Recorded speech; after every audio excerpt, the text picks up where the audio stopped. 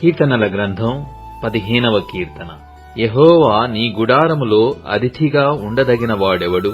నీ పరిశుద్ధ పర్వతము మీద నివసింపదగినవాడెవడు?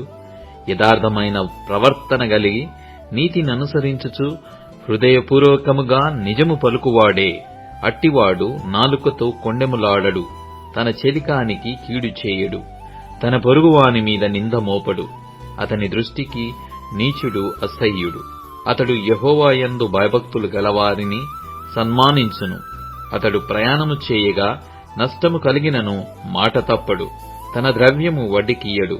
నిరపరాధిని చెరుపుటకై లంచము పుచ్చుకొనడు. ఈ ప్రకారము చేయువాడు ఎన్నడునూ కదల్చబడడు.